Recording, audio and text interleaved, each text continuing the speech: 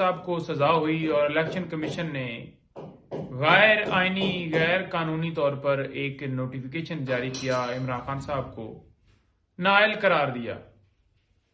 हमने Islamabad high court में जो दरख्वास्त दायर की, इमरान खान साहब की सजा तो सस्पेंड हो गई, ये जो दरख्वास्त थी ये इस ऑर्डर को सस्पेंड करने के हवाले से दायर की गई थी कि अगर वो ऑर्डर सस्पेंड होता है तो डिस्क्वालिफिकेशन वाला जो मामला है वो खत्म हो जाना है। आज वो दरख्वास्त समाअत के लिए फिक्स है और इस्लामाबाद हाई कोर्ट से मुतालबा करते हैं कि जैसे नवाज शरीफ साहब के केस के अंदर जल्दी दिखाई गई, फैसला महफूज नहीं किया गया, उनको बरी कर दिया गया, ये एक झूठा केस है। पूरी कौम मुतालबा करती है कि इस झूठे केस में इमरान खान साहब की तरफ से दायर की गई दरख्वास्त के ऊपर आज फैसला जो है वो फरमाया जाए और पूरी कौम को इंसाफ दिया जाए। नंबर 2, तौहीन इलेक्शन कमीशन। आज इस केस की भी समाअत थी इलेक्शन कमीशन में। पहली बात तो बताता जाऊं कि इलेक्शन कमीशन जो है वो कमीशन है, वो अदालत नहीं है, तौहीन अदालत की कार्रवाई कर ही नहीं सकता।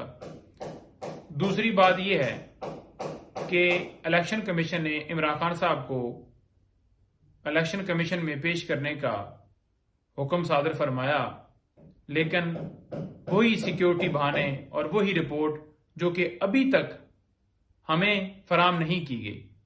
आज भी उस रिपोर्ट के हवाले से जब बात हुई तो इलेक्शन कमीशन को बताया गया और ये इस्तदा की गई कि उस रिपोर्ट की कॉपी जो है हमें भी फराम कर दी जाए। क्या ये भी खुफिया है? जैसे साइफर केस खुफिया चलाया गया, खुफिया गिरफ्तारी, खुफिया रिमांड, फिर उसके अंदर रिपोर्ट खुफिया, फिर साइफर रूल्स जो हैं वो जब मांगे गए वो भी खुफिया। तो क्या ये भी खुफिया है उन रिपोर्ट्स की तरह? तो लिहाजा अभी तक वो रिपोर्ट नहीं दी गई। जो बहाने बनाए जा रहे हैं कि सिक्योरिटी खदशात हैं, जब हम कह रहे थे कि इमरान खान साहब की जान को खतरा है, उनको सिक्योरिटी फराम की जाए, उस वक्त सिक्योरिटी फराम क्यों नहीं की गई? आज ये कहते हैं कि ये सिक्योरिटी उस वक्त कहते थे तो लिहाजा उस वजह से हम आज पेश नहीं कर रहे। तो क्या उस वक्त सिक्योरिटी दे दी गई थी? इस्लामाबाद हाई कोर्ट में भी मामला हमारा जेर इल्तवा ही रहा, लेकिन खान साहब अपनी सिक्योरिटी के अंदर तमाम अदालतों में 20-20, 25-25 मुकदमात में एक एक दिन में पेश होते रहे। तो ये सूरत हाल है जी। बहुत शुक्रिया।